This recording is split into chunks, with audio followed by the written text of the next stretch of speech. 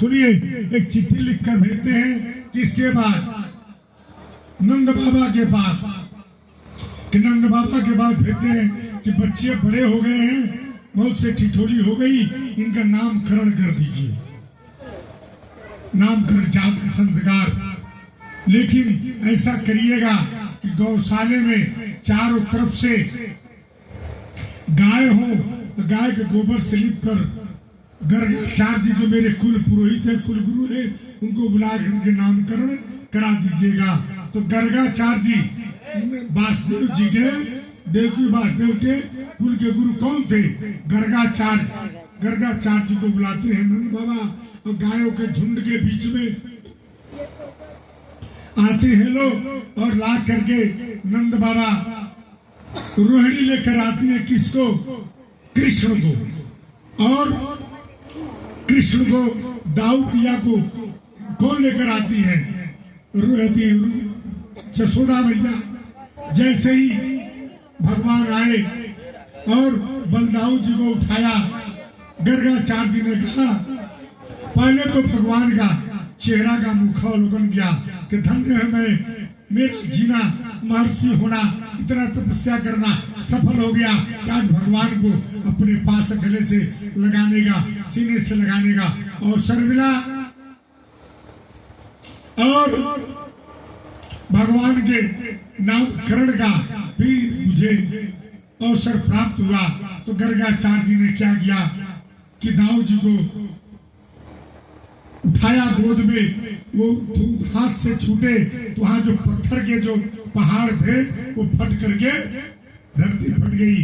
तो उन्होंने कहा ऐसे हरण करके आए हैं, इनका नाम, पहला नाम संकर्षण होगा, और इनके अंदर इतना बल है कि पहाड़ टूट गया, फट गया, तो इनका नाम बलराम भी होगा। बोलिए दाऊ जी महाराज की।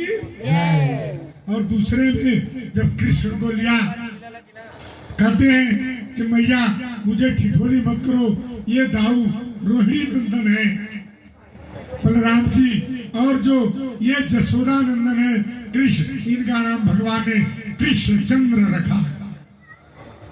बोलिए किशन कन्हैया की। जाते संस्कार हो गया। उसके बाद अक्रूर जी को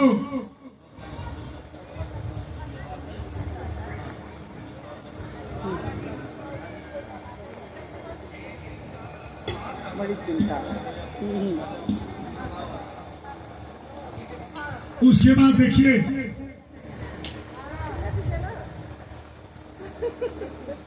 आया, और आने के बाद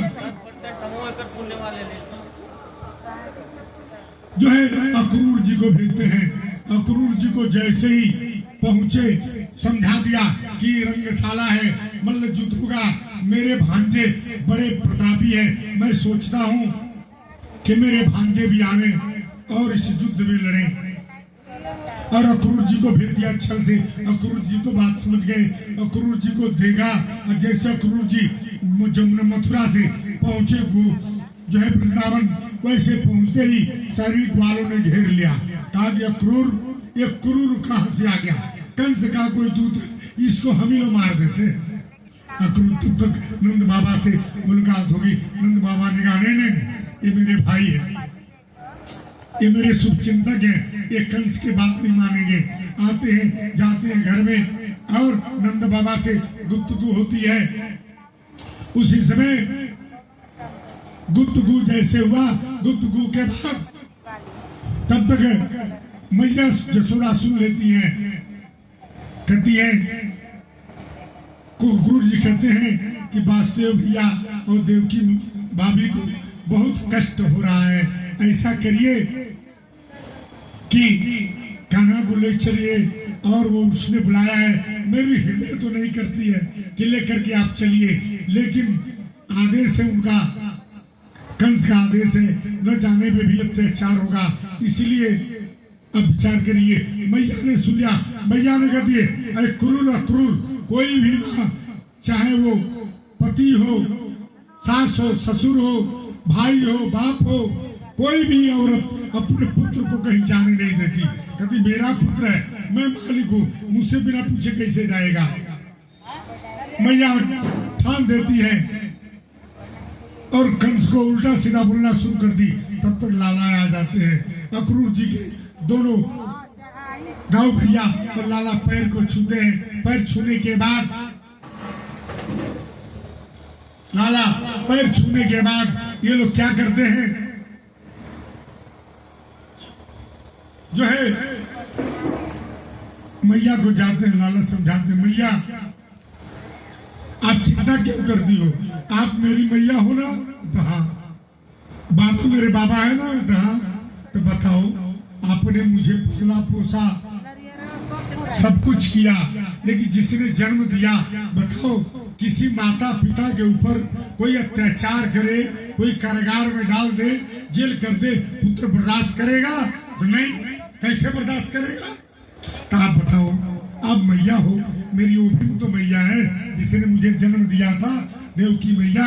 अब बाबा को उसने कंस ने कारागार में डाला है, कहता बेटा तब ऐसी बात है तो उसको मार डालो। कहते बाबा के लाला कहते मैया मैं तो यही चाहता हूँ, आप आदेश दे दो, मैं जाकर कंस को मारकर फिर चला आऊंगा। तो मैया कहते लाला तू बता, छल तो नहीं करेगा ना? नहीं मैया मैं वचन देता हूँ, मैं आ जाऊंगा। मैया को सहला फुसला करके मना लेते हैं। अक्रूर जी के रथ पर जैसे चलते हैं दाऊ जी और कृष्ण भगवान, तब तक जितने गोप थे, लाठी डंडा भल्ला तलवार गदा ईंटे पत्थर जिसको जो मिला सब लेकर के रथ के सामने सेना लेकर खड़ी। भगवान कृष्ण की सेना खड़ी हो गई। दाऊ ने कहा अरे लाला ये देख इतनी बड़ी फौज। तो लाला ने कहा आप लोग कहां जा रहे हो? अरे वाह, इतने बड़े बड़े राक्षसों को तुम्हारे साथ हम लोगों ने सामना किया।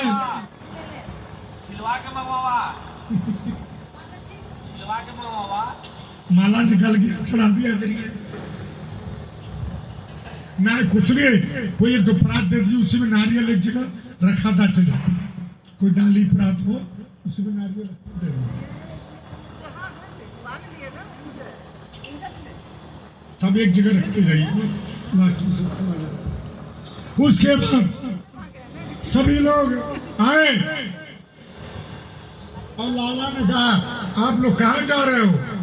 अरे हम भी चलेंगे कंस को मारने के लिए। कहते हैं ना, शत्रु चाहे जितना भी बड़ा बलवान हो, हमारा राजा अगर बलवान है, शक्तिवान है, तेजवान है, तो उससे छोटा से छोटा सिपाही भी बड़े सूरवीर से युद्ध करने को तैयार है। ग्वालों ने कहा ए लाला जादव भैया है और काना है, वो मेरा कोई क्या बिगाड़ेगा, हम तो आपको नहीं छोड़ सकते, हम साथ में चलेंगे। काना बहुत समझाते हैं, सकट उतार देते, सबको समझा करके कहते आप लोग मत चलो। ये जब समझा देते हैं, ग्वालों ने आपस में अलग, ठीक है लाला हम नहीं चलेंगे। और आपस में इन लोगों ने क्या किया, गुप्तगू किया कि देखो इस रास्ते से लाला जाएगा, दूसरी रास्ते से हम लोग पहले मथुरा पहुंचेंगे। लाला के ऊपर कोई भी हमला हुआ, कंस दुराचारी ने कोई भी कुछ किया, तब सबकी हत्या कर डालेंगे, भल्ला से लाठी से गदा से मार